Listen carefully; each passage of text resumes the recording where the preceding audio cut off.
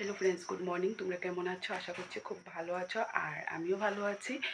আর আজকে একটা স্পেশাল দিনে ওয়েলকাম জানিয়ে আজকের ব্লগটা স্টার্ট করতেছি।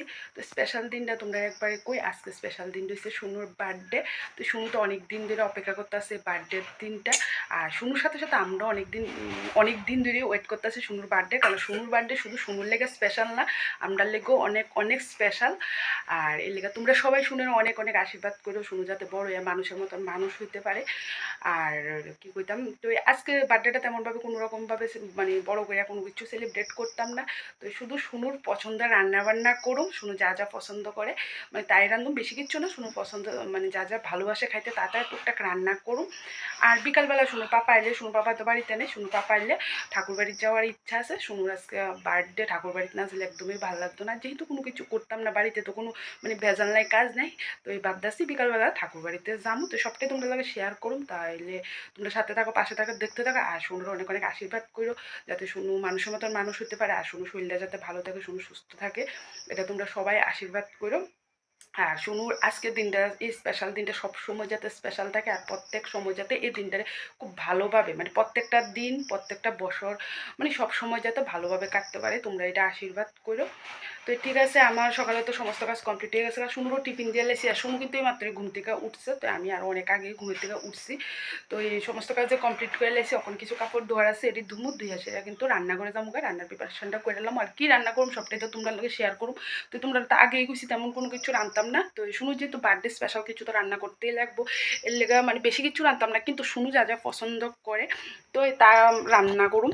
তো ঠিক আছে, তাহলে তোমরা মানে দেখো, আশা করি তোমরা কাছে ভিডিওটা ভালো লাগবো। তো এখন আমি আগে কাপড় ধুমু, কাপড় দিয়ে আসে তারপর আমি রান্না করে যাই, রান্নার প্রিপারেশনটা করে এলে আর সবটাই তোমরা লোকে শেয়ার করুন। তো ঠিক আছে, একটু পরে আবার তোমরা সামনে আইতাছি। আর ফ্রেন্ডস দেখো, আমি কিন্তু রান্না করে আয়াসেরা যা যা রান্না করুম সবটাই কিন্তু রেডি করে লাইছি। তো এই করুম আজকে 3 রকমের ভাজি। তো এখানে ভাজির লেগে আলু ভাজা, কাঁকরোল ভাজি আর করুম মাছ ভাজি। এটি কিন্তু সব নুন হলুদ মাইকা সেরা রেখা দিছি। আর এদিকে আজকে রান্না করুম চিকেন। তো চিকেনটারও একদম ভালো করে ধুইয়া সব মশলা দিয়া সেরা কিন্তু মেরিনেট করে সেরা রেখা দিছি। আর এদিকে দেখো মানে মাংসের আলু পেঁয়াজ কাটটা কিন্তু আলাদা আলাদা করে ধুইয়া কিন্তু আমি রেখা দিছি। তো ডালটাও কিন্তু আমি সিটি দিয়ে লাইছি, মানে বসাইছি সিটি দেওয়ার লেগে। তো এদিকে দেখো আমি প্রথমে কিন্তু ভাজিটি করে লাইতেছি, ভাজাটা করার পরে কিন্তু যাই সেটা আমি ডাল সিটি দিয়ে ডালটা ফোড়ন দিয়ে সেটা তারপর কিন্তু মানে মাংসটা বোয়ামু। আর এদিকে দেখো আলু ভাজাটা কিন্তু মোটামুটি হয়েও গেছে। তো আলু ভাজাটা করে লই, তো এক এক করে কিন্তু মানে এদিকে করে এলাম একের পরে এক। তো আজকে তো বেশি রান্না করতাম না, কারণ বেশি রান্না করলে শুনু খাইতেই পারতো না, আর শুনু যা যা প্রিয় তাই তো রান্না করতেছি। তো আজকে ডালটা কিন্তু বুটের ডালই করতেছি, কারণ শুনুর বুটের ডাল ভীষণ ভালোবাসে খাইতে, তাহলে বুটের ডালই করতেছি। আর আলু ভাজাও ভালোবাসে।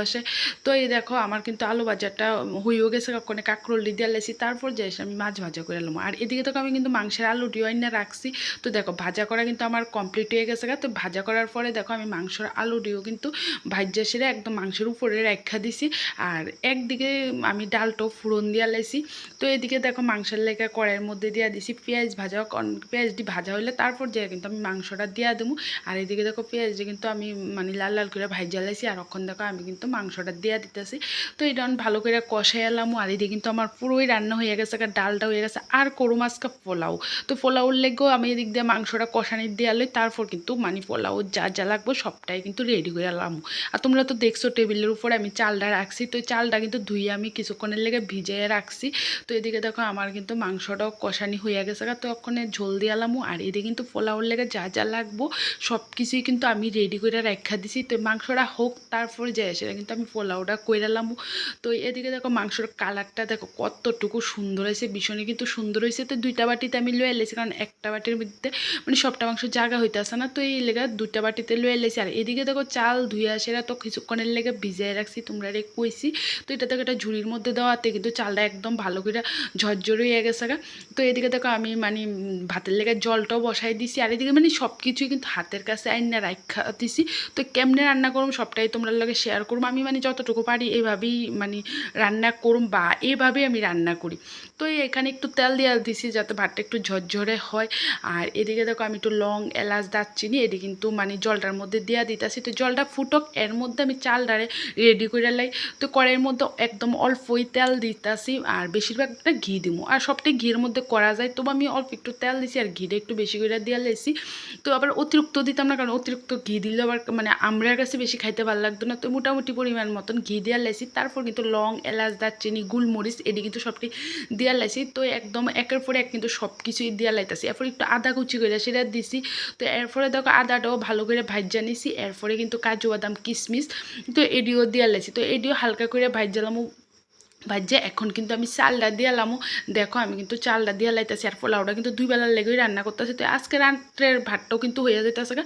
তো মানে যে পোলাও চালটা লইছি এটা আমরা মানে 2 বেলা হয়ে যাবো গা।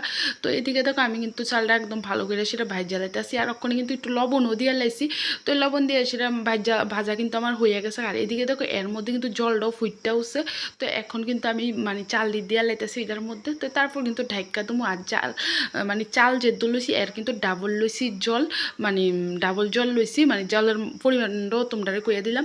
তো এভাবেই কিন্তু আমি পোলাও রান্না করি। আর এখন দেখো আমি কিন্তু দেওয়া দিছি, তো ঢাকা দিই। তো কড়াইয়ের মধ্যে জলটা ঢাললে কড়াইটা তো ছোটো হইতো না, এলাকা মানে সসমানের মধ্যেই কিন্তু আমি মানে ভাতটা পোলাওটা রান্না করে লাইতেছি।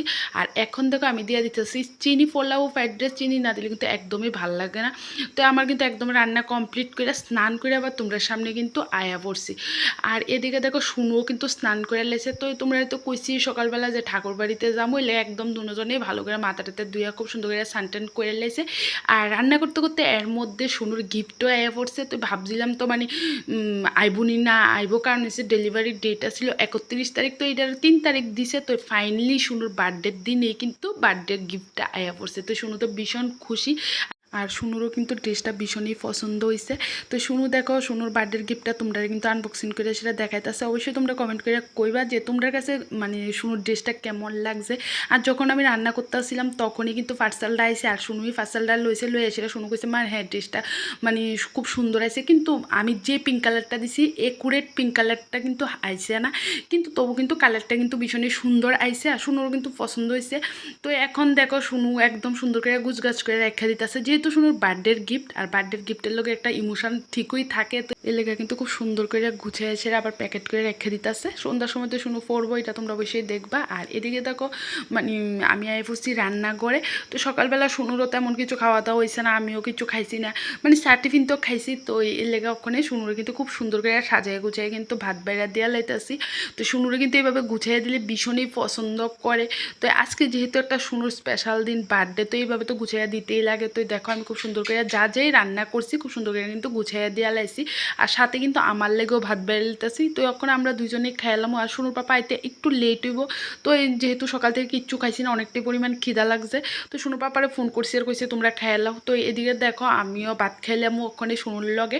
তো এভাবেই শুনুর একটু গুছিয়ে সেটা দিয়ে লাইছি। তো তোমরা অবশ্যই কমেন্ট করে কইবা যে কেমন লাগছে। দেখো এখানে কারকল ভাজি, আলু ভাজি, মাছ ভাজি আর চিকেন। আর শুনুর তো মানে লেগ পিস ভীষণে খাইতে পছন্দ করে, এর লেগার লেগ পিস শুদ্ধা চুনুরে একটা বাটির মধ্যে দিয়েছে। আর হয়েছে বুটের ডাল। একদম সিম্পল রান্নাই কিন্তু করছি, কিন্তু সবটাই কিন্তু শুনুর পছন্দের। এত বেশি কিছু রান্না করলে শুনু খাইতেও পারতো না। তো এই এডি রাঁচি দেখো শুনুর মুখটা দেখেই বুঝতে পারতাছো মানে এতটা পরিমাণ খুশি। খুব সুন্দর করে সাজিয়ে গুছিয়ে দিছি, তো এর লেগে আরও বেশি খুশি কিন্তু। তো যখন তো শুনু খাইলে তা তখন আমিও খাইলাম। তো এরপরে আবার একটু পরে তোমরা সামনে আইতাছি। এরপরে দেখো আমি একদম মন খারাপ করে আসি বইয়ে রয়েছি। এখন প্রায় 4টার মতন কিন্তু বাজে, ঘরে কিন্তু কারেন্ট নাই। তো ভাত খাইয়া আসার পরে মানে 2টা 2:30 বাজে, এমন টাইম এমন পরিমাণ বৃষ্টি নামছে, এখন পর্যন্ত কিন্তু বৃষ্টি হইতেছে। তো তোমরা তো অবশ্যই দেখাম ওই লেগে একদম শুনুরও মনটা খারাপ হয়ে রয়েছে। তো এই শুনুর মন খারাপ দেখে আমারও মন খারাপ হয়ে রয়েছে। ভাবছিলাম একটু ঠাকুর বাড়িতে যাবো, তো শুনু একটু ঘুরতে যাবো ভাইবাসীরা। শুনু কিন্তু সকাল থেকে একটু খুশি আসিল। তো সব কিছুই কিন্তু ক্যান্সেল হয়ে গেছে, এতটা পরিমাণ বৃষ্টি হইতেছে কীভাবে বাইরমু। আর আকাশে প্রচণ্ড মেঘ ভাব, মানে বৃষ্টিটা আরও বেশি হইব বা মানে অনেকক্ষণ থাকবো, এর লেগে তো এমন মেঘভাব বা বৃষ্টি পড়তাছে, অলরেডি বৃষ্টি পড়তাছে, এর মধ্যে তো আর বাইরে নিয়ে যায় না।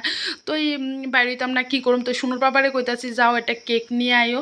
তো এই সুনুর পাপাও রেডি হয়ে বইয়া রয়েছে, মানে বাইরেতে পারতাছে না কেক আনতে। তাই আমি কইতাছি যে বৃষ্টি আইলেও কিছু করার নেই, ছাতি দিয়ে হইলে একটা কেক আনতে লাগবো, যেহেতু আমরা বাইরেতেই পারতাম না। সুনুর লেগা তো এই বছর কিচ্ছুই করা হয়েছে না।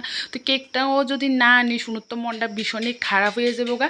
তো এইদিকে দেখো সুনুর পাপাও কিন্তু বইয়া রয়েছে, মানে বৃষ্টি কমার লেগা কিন্তু ওয়েট করতেছে। এত কি পরিমাণ বৃষ্টি হইতেছে দেখো, এই বৃষ্টির মধ্যে কি কোনো কিছু করা যায়, বাইরে নিয়ে যায়? তো কিচ্ছু তো করার নাই। এই বছরে সুনুর বার্থডেটাই, মানে বার্থডের দিনটা এইভাবেই কাটলো। তো এই ব্লগটা আর বড়ো করতাম না, এমনিতেই ব্লগটা অনেকটা বড় হয়েছে। আর কেক কাটিংটা তোমরা পরের ব্লগে দেখামো। তাহলে ভালো থেকো, সুস্থ থেকো, কালকে ফিরে আসবো নতুন একটি ভালো ব্লগের সাথে। টাটা।